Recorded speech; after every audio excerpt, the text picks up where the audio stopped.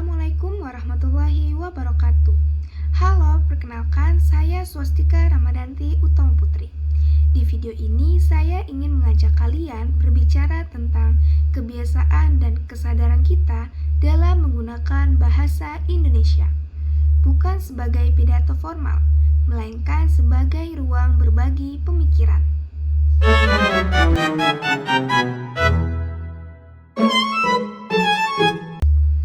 Pernahkah kita menyadari bahwa setiap hari kita menulis puluhan bahkan ratusan kata di media sosial, tetapi semakin jarang memperhatikan apakah kata-kata tersebut sudah sesuai dengan kaidah bahasa Indonesia yang baik dan benar. Kita menulis dengan cepat, berbicara secara singkat, dan seringkali melupakan bahwa bahasa bukan sekedar alat komunikasi, melainkan cerminan cara berpikir serta sikap penuturnya. Fenomena ini mungkin tampak biasa, namun apabila dicermati lebih mendalam, kebiasaan berbahasa yang kita lakukan setiap hari menjadi pembentuk arah dan masa depan bahasa Indonesia. Di era media digital, bahasa Indonesia mengalami perubahan yang sangat cepat. Media sosial mendorong gaya komunikasi yang ringkas, santai, dan serba instan. Akibatnya, penggunaan singkatan secara berlebihan, pengabaian ejaan, serta pencampuran bahasa tanpa mempertimbangkan konteks menjadi sesuatu yang dianggap wajar. Kita sering menjumpai ungkapan seperti on the way untuk menyatakan sedang dalam perjalanan, by the way untuk ngomong-ngomong, maupun oh my god sebagai ungkapan keterkejutan. Ungkapan-ungkapan ini digunakan secara spontan, bahkan ketika padanan dalam bahasa Indonesia tersedia dengan jelas dan tidak kalah ekspresif. Lama-kelamaan, penggunaan ini menjadi kebiasaan yang jarang disadari. Seolah-olah bahasa Indonesia tidak lagi cukup untuk mengekspresikan pikiran dan perasaan kita. Bahasa baku yang seharusnya digunakan di ruang publik justru semakin jarang ditemukan.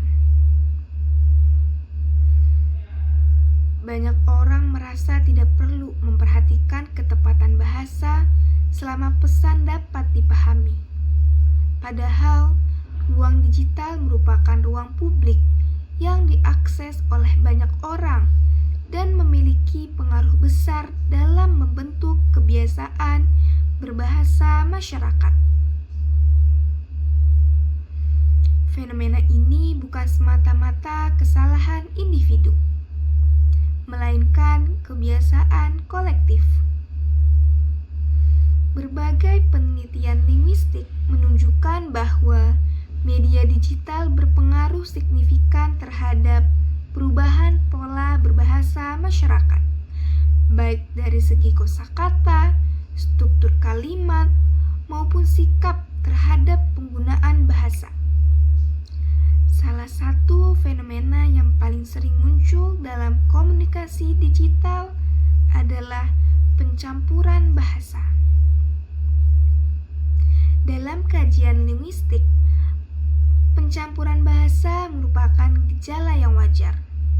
Namun, apabila dilakukan secara terus-menerus tanpa mempertimbangkan konteks, kebiasaan ini dapat melemahkan penggunaan bahasa baku. Ketika bahasa formal terus diabaikan, kemampuan menulis secara akademik, menyusun argumen ilmiah, serta berpikir secara sistematis juga berpotensi mengalami penurunan. Jika bahasa baku tidak lagi dibiasakan, generasi muda akan kesulitan membedakan antara penggunaan bahasa dalam konteks santai dan konteks ilmiah. Dampaknya tidak hanya berpengaruh terhadap kualitas bahasa, tetapi juga terhadap kualitas pemikiran dan komunikasi intelektual. Pada titik ini, kita perlu menelaah persoalan ini secara kritis.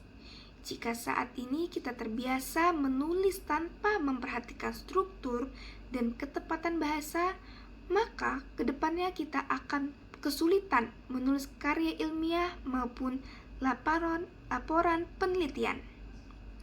Apabila bahasa yang kita gunakan sehari-hari semakin jauh dari kaidah, bagaimana kita dapat membangun komunikasi yang jelas, santun, dan berwibawa?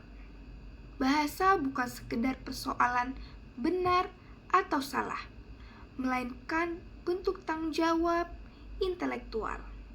Di tengah kebiasaan mencampur bahasa, seringkali kita tidak menyadari bahwa pilihan kata yang kita gunakan sebenarnya menunjukkan sikap kita terhadap bahasa sendiri. Ketika ungkapan asing selalu menjadi pilihan pertama, bukan karena kebutuhan, melainkan karena kebiasaan. Disitulah bahasa Indonesia perlahan ditempatkan sebagai pilihan kedua di ruangnya sendiri.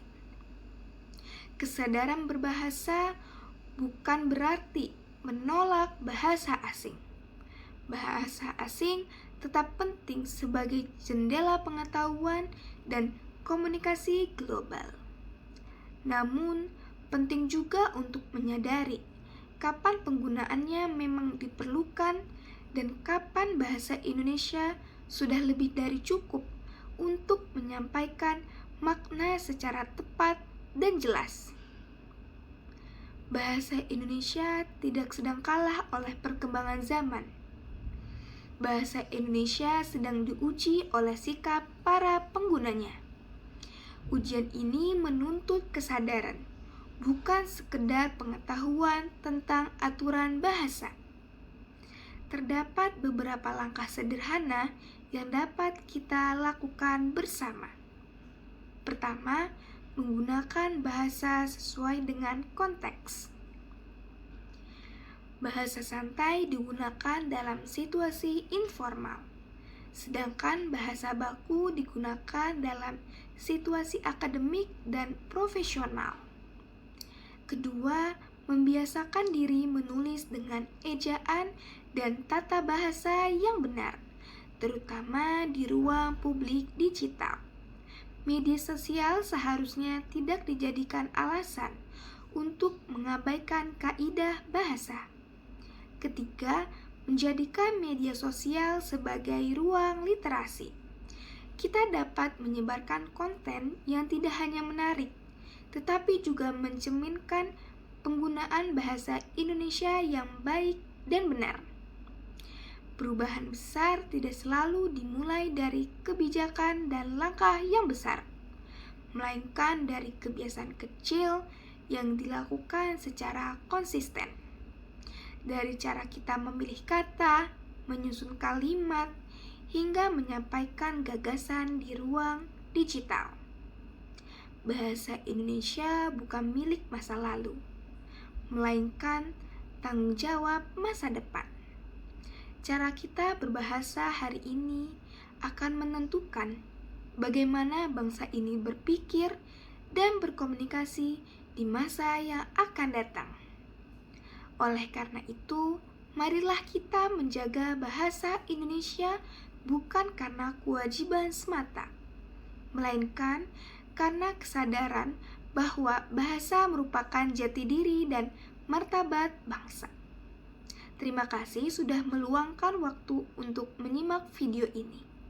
Wassalamualaikum warahmatullahi wabarakatuh.